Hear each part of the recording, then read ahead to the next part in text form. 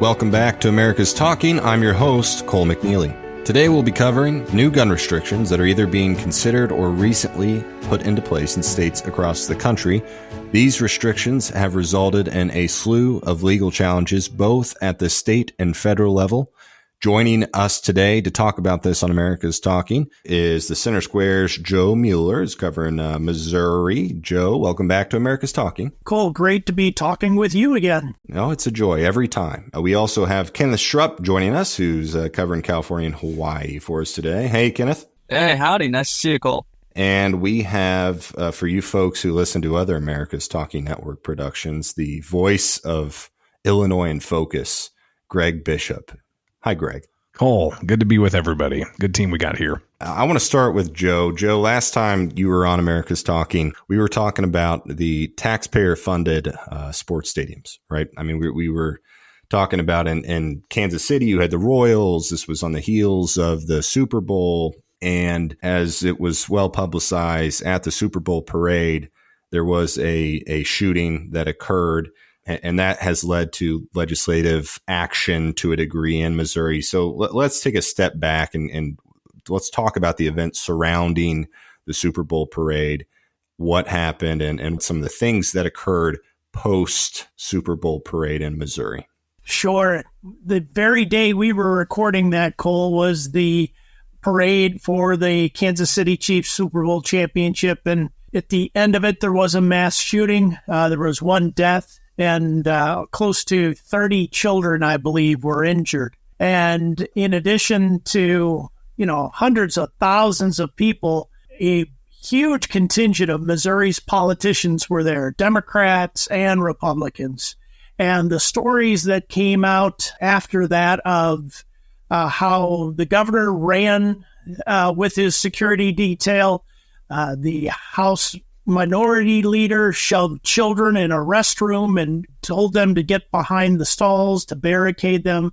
Just horrible stories of the chaos that happened with this mass shooting. And the Democrats held a rally, if you will, on the steps of the Capitol a week later, and they introduced a joint resolution, 37 different joint resolutions, each Democrat, asking for the state to allow municipalities like Kansas City and St. Louis to set their own restrictions on gun laws. And as many people know, joint resolutions are just kind of perfunctory. They don't really carry the weight of law. And at the same time, while that was going on, the House Majority Leader was having his impromptu briefing with reporters. And he is from Independence, just about a half hour outside of Kansas City. And he shared with the media that he was pulling back 2 bills dealing with guns, primarily concealed carry, I believe, in schools or churches or something like that. But anyhow, he pulled those bills. And he said he did that out of respect for the mayor of Kansas City. This was a week after this happened. And that was probably the strongest I have seen in many years, any type of pullback from legislation in light of an event like this. The governor even postponed an announcement. He was sending troops to the southern border and spending over $2 million to send those troops. He postponed that a week out of respect for the investigation and all the events in Kansas City. So the Republicans were not blind to the fact of how visible this was throughout the country. And in the 8th District Court of Appeals, the Biden administration is suing the state of Missouri over a 2021 law that was passed called the Second Amendment Preservation Act. And in that act, a local police department can be sued, if you will, if they cooperate with the federal authorities and help enforce those federal authorities to enforce gun laws that are stricter than those of the state of Missouri. And I think it's a $50,000 fine per law enforcement officer and agency. That's before the 8th Circuit Court of Appeals. They heard arguments last week. The United States Supreme Court last fall said they're not going to hear the case. They wanted it to go to the Supreme Court before it went back to the appeals courts. So, where we are now, I think is in an election year, nothing's going to change in the state of Missouri. And I think that, throughout the nation, we will see in a general election year some legislation come forth from both sides of the aisle to try and get people's attention. And, Greg, you're in the neighboring state there in Illinois. And after events like this, these tragedies, right? You always see outpouring of legislation, policy proposals, a slew of things. Illinois had an ensuing drama of sorts around this semi-automatic firearms ban. It has been kicked back and forth. It seems like it's gone through certainly a lot of court challenges. So let's talk about, you have kind of a high emotional situation happening in Missouri. One state over, you have a legal fight and a long legal fight that's going on around gun restrictions. So similar to, what Joe was talking about in Missouri, kind of this problem, reaction, solution after a mass shooting with casualties at a Super Bowl parade. In 2022, July 4th, up in Highland Park, Illinois, suburb of Chicago, affluent area, they were having an Independence Day celebration, a parade, and somebody opened fire and used a semi-automatic firearm to kill at least 7 people, and dozens of people were injured. Governor J.B. Pritzker at that time, shortly after giving condolences to the victims, he made the statements that the state of Illinois is going to ban semi-automatic firearms. And this has always been something that's tossed around in the state of Illinois. Just for context, the state of Illinois, being dominated by Democrats, has been the strongest gun control law state among a lot of the states, next to like California and New York and Connecticut. But the state of Illinois was also the last state in the nation to allow for any kind of carry law. Up until about 2014 or so, nobody in the state of Illinois could carry a firearm outside their home, even if it was with a permit. There was no permitting scheme. So the courts actually had to come through and force the state to do that after a case out of Chicago, and also a case out of Washington, D.C., where the U.S. Supreme Court said the state of Illinois has to comply with the Second Amendment and allow some type of carry scheme. So ultimately, the state of Illinois had this long back and forth about what is the Second Amendment, can the state regulate these things, and the court cases continue to stack up on a whole host of different issues. Not just with the concealed carry issue, Illinois also has a firearm owner ID card, which is, I think, one of only 4 states that have a similar type of pre-purchase registration requirement. So anybody in the state of Illinois has to get a FOID card in order to not just buy, but own weapons and ammunition, firearms and ammunition. So that's been in place since the 60s. That's another thing that's being challenged in federal court.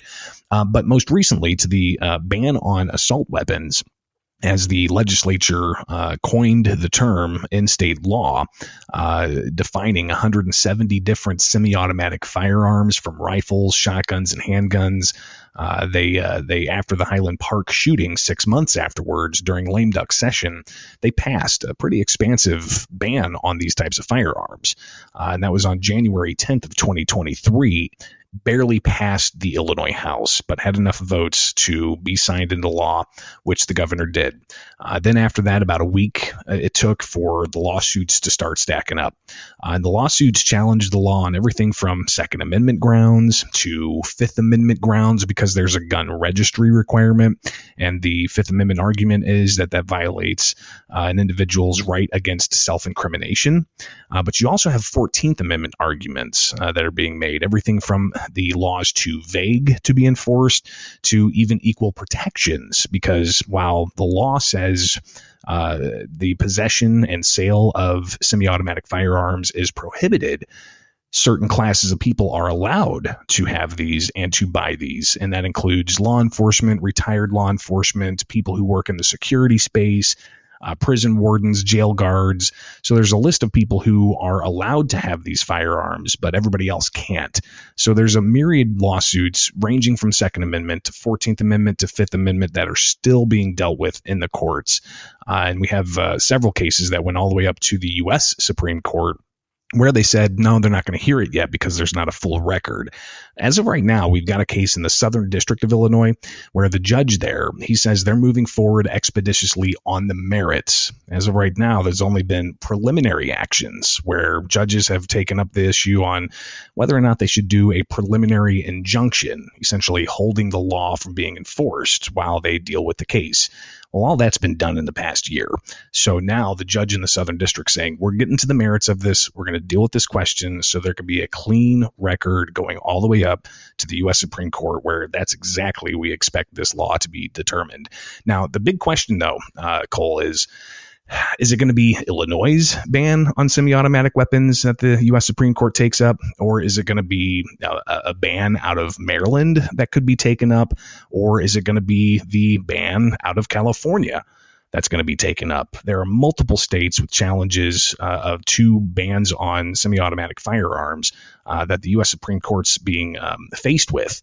So I think the Second Amendment advocacy organizations, they're looking for the U.S. Supreme Court to make a determination on this one way or the other.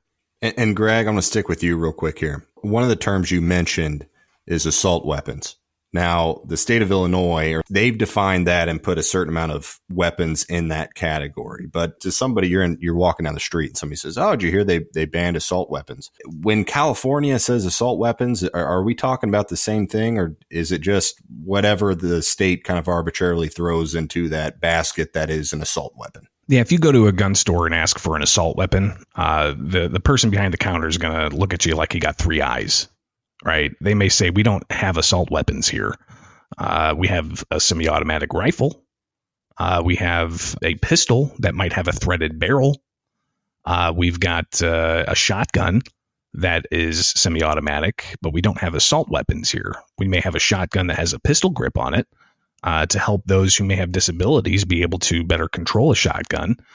We may have a rifle that has a barrel shroud so that people don't burn their hands when they touch the barrel after shooting it, because the barrel gets hot. It's a firearm. So yeah, the term assault weapon in state statute, lawmakers, they went through and they spelled out what they believe is an assault weapon or an assault weapon attachment. But the confusion really gets into when you get into the nitty-gritty details of what is an assault weapon. Is it a gas-fed rifle that recoils automatically? Is it a semi-automatic firearm? Is it a firearm that takes a detachable magazine? Illinois' law didn't just ban semi-automatic firearms, a whole score of them, not just the AR-15s, but even certain types of .22 rifles that might take expanded magazines. They went ahead and they also banned attachments and certain capacities of magazines, like for handguns, nothing more than 15 rounds in a magazine, like for rifles, nothing more than 10 rounds. So all of this, of course, feeds into the questions of what exactly is an assault weapon, and is somebody in possession of one? If they run afoul with the law, are they going to face a possible Class A misdemeanor or a Class 3 felony? These are real legal questions that Illinoisans, at least, are trying to get to the bottom of, and that's why they've got these stack of lawsuits. Well, and it's not obviously only in Illinois and in California. And Kenneth, I want to go over to you real quick here. California, we're seeing a similar thing, an assault weapons ban. And Governor Newsom is saying that, we've heard a lot about the right to bear arms, right? You got the Second Amendment. Well, Newsom's saying, people have a right to safety. And that's in quotes. Yeah. So California's bans on quote unquote assault weapons, as Greg explained, the term assault weapon doesn't really mean anything. These are mostly cosmetic features that lawmakers prescribe to guns that they don't like the look of. Because fundamentally, most guns are semi-automatic. You pull the trigger once, one bullet comes out. You haven't been able to buy fully automatic weapons without very special permits and very limited circumstances that let the government come into your house at any time since like 1982, if I'm correct. In California, Governor Newsom was first to really propose something called this right to safety constitutional amendment. And in doing so, he's calling for a constitutional convention that even experts on his side of the aisle, very progressive state leaders like State Senator Scott Wiener, are saying this is a bad idea. We could have a runaway constitutional convention that does not get the outcomes that Governor Newsom will actually want for improving gun access, given that most of the state legislatures tend to favor Republicans. Also in the books is a number of bans that are being overturned in California. Yes, I mentioned the ban on quote-unquote assault weapons and the ban on standard capacity magazines that hold more than 10 bullets. Those are both overturned and will be seen in higher federal court in the coming months. Another set of challenges was the California background check on every ammo purchase. That was ruled unconstitutional because about 12% of the time the system seems to fail for no real reason. And just a handful of people every year were flagged by the system for not being allowed to purchase ammunition, which means that the number of innocent people prohibited from buying ammunition legally was thousands of times, I believe, higher than the number of people who were ever caught who were not supposed to buy ammunition. This California legislature has also proposed an annual registration and annual tax on every single gun in the state, which would effectively create an active gun registry because in California, gun owner data, which is not depersonalized, can be shared with any, quote, researcher from any, quote, bona fide university or other institution, which, as we know, means it's effectively going to be public. Just a couple of years ago, there was a complete breach before this even occurred in California's gun concealed carry permit database, where every single concealed carry permit holder and applicant had all their personal information released to the public because one staffer accidentally, quote, at the California Department of Justice, just left the data out there for anyone to take. This is all coming in a larger wave of West Coast and Pacific tendencies towards creating stricter and stricter gun laws.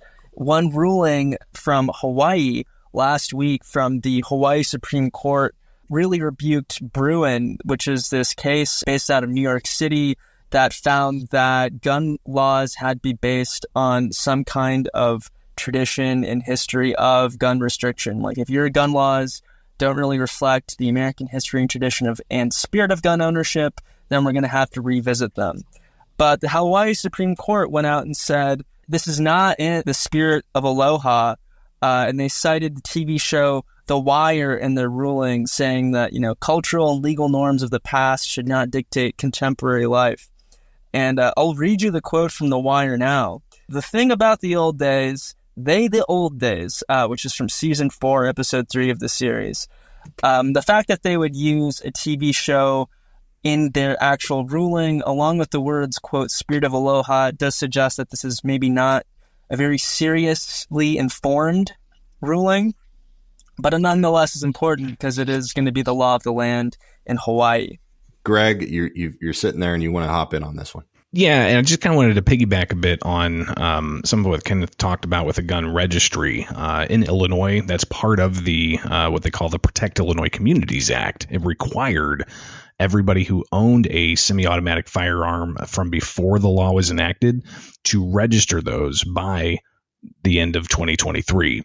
While that date came and went, and we looked at the total number of FOID card holders in the state of Illinois, and of 2.4 million FOID card holders in the state of Illinois, people who've told Illinois State Police that they are a firearm owner, only 1.4% of that total, 2.4 million, have registered firearms in the state of Illinois.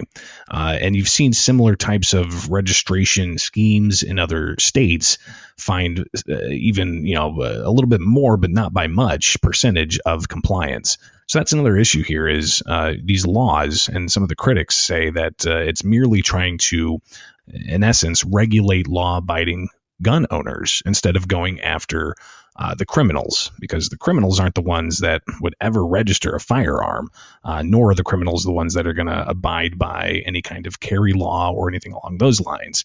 So clearly, the question of who these laws ultimately are going to be impacting down the line is still substantive, and the courts are going to have to deal with this, whether or not they accept the spirit of aloha or look at the Constitution and the Second Amendment, Fifth Amendment, 14th Amendment, and so on. Kenneth. Yeah, just to give you a bit of a picture to how ridiculous some of these laws are, California, up until this weekend, had a ban on any kind of club that could be used as a weapon. This 104-year-old ban on the manufacturing, possession and carrying of billies, clubs, saps.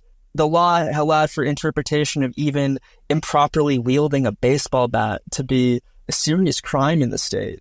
That fortunately was thrown out because a lot of these restrictions on all kinds of weapons are being revisited in the case of Bruin. This one case where this judge, known to some as Saint Benitez, Judge Roger Benitez of San Diego, he initially had upheld the state's ban on billies and saps. Sap is a leather kind of strap that you could hit someone with.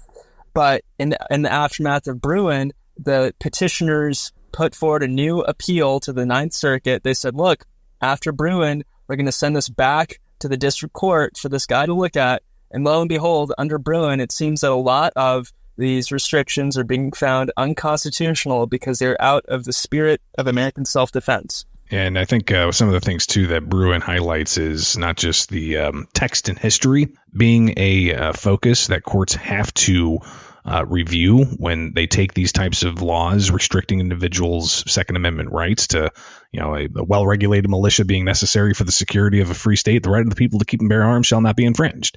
They have to look at the text and history of a gun law and whether or not there's any analogous example in founding era laws. But also, there's a lot of conversation about common use. And what is commonly used? What's commonly held?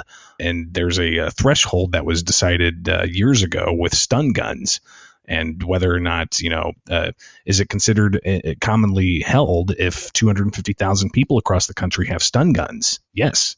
So stun guns were legal, essentially, under that threshold. So when you look at a threshold like that, and then you consider there's 400 million plus firearms in the country.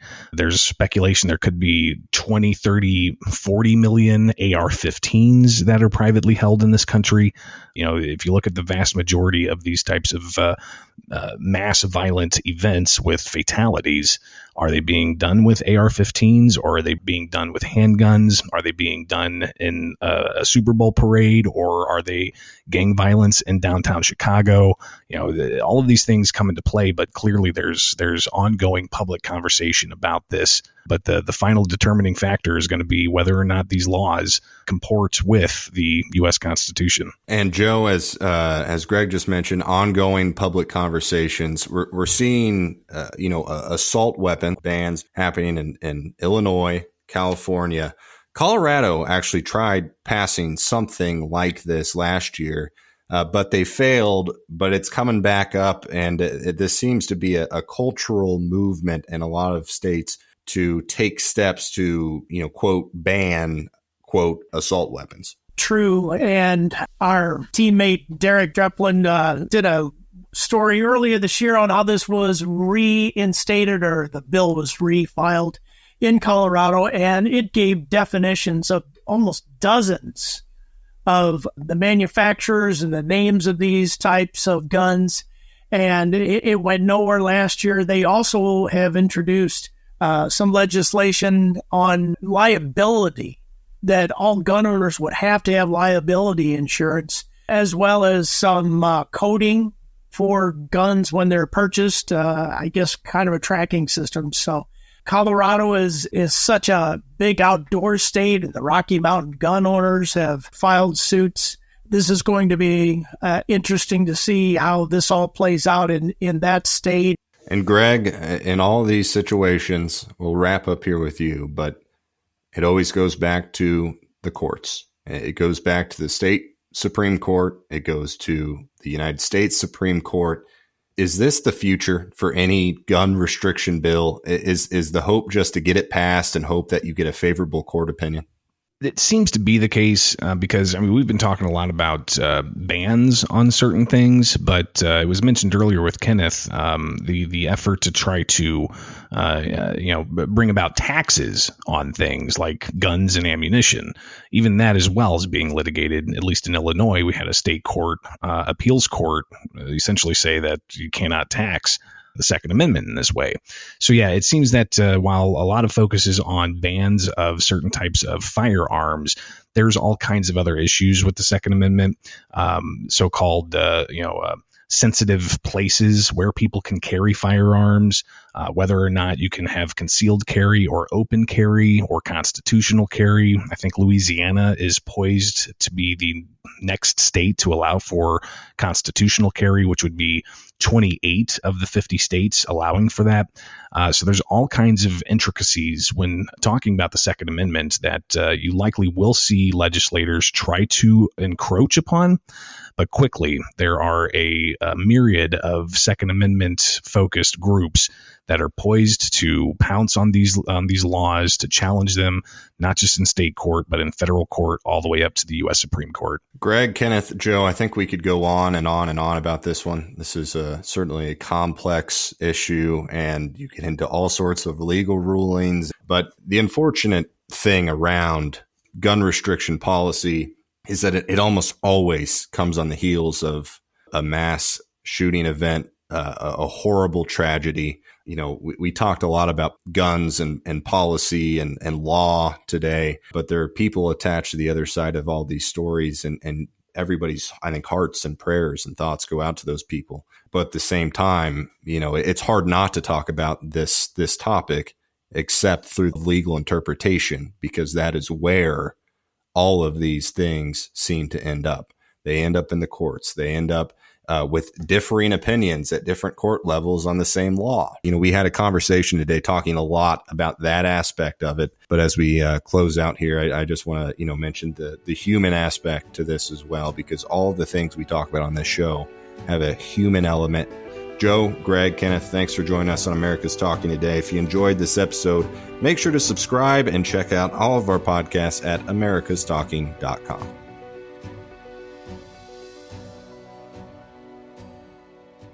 He ran for state office and was beaten.